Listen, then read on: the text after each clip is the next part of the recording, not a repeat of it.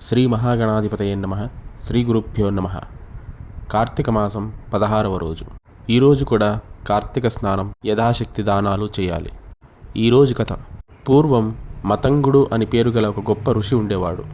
ఆయన తీర్థయాత్రలు చేస్తూ కార్తీక మాసంలో ఒక అటవీ ప్రాంతానికి చేరుతాడు.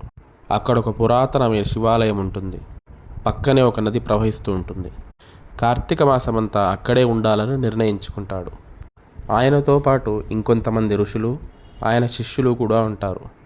ఋషులు వచ్చారని తెలిసి చుట్టుపక్కల గ్రామాల్లో ఉన్న కొంతమంది ప్రజలు వీరు ఉండడానికి కావాల్సిన వస్తువులన్నీ సమకూర్చారు.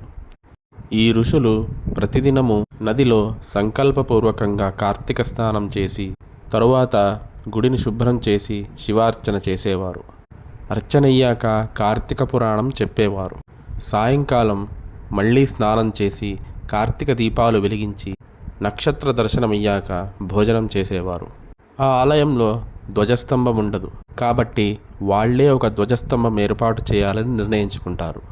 వెంటనే ఒక చక్కని నిఠారైన చెట్టును చూసి దాన్ని మంచిగా సానపట్టి దాన్ని శివాలయం ఎదురుగా ధ్వజస్తంభంగా ప్రతిష్ఠిస్తారు. దానికి అర్చనలు చేస్తారు. ఆకాశదీపం పెట్టడం కోసం దానికి ఒక తాడు కూడా కడతారు. సాయం సంధ్య అయ్యాక దానికి ఒక ప్రమిదను పెట్టి అందులో ఆవు నెయ్యి ఒత్తులు వేసి దాన్ని వెలిగించి తాడు సాయంతో దీపాన్ని పైకి లాగుతారు. ఆకాశదీపం అలా పైకి చేరగానే ధ్వజస్తంభంగా ఉన్న చెట్టు మాను పెళపెళమంటూ విరిగిపోతుంది. వెంటనే ఆ చెట్టులో నుంచి ఒక దివ్య పురుషుడు బయటికి వస్తాడు. అప్పుడు వాళ్ళు ఎవరు నీవు అని అడిగితే ఆ దివ్య పురుషుడు వాళ్ళకి నమస్కరించి ఇలా చెప్తాడు: నేను పూర్వం ఒక ఐశ్వర్యవంతుణ్ణి. ఐశ్వర్యం వల్ల మదం పెరిగింది. పైగా చదువుకొని కూడా నాస్తికవాదం చేశాను. గోవుల్ని తిట్టాను, బ్రాహ్మణుల్ని తిట్టాను, పురాణాలను నిందించాను. కోట్ల ఆస్తున్నా ఏనాడు ఎవరికీ దానం చేయలేదు. పిసినిగొట్టుతనంతో బ్రతికాను. అన్న భార్యను కూడా చెరపట్టాను. ఇలా చాలా పాపాలు చేశాను. వార్ధక్యంలో రోగాల బారిన పడ్డాను.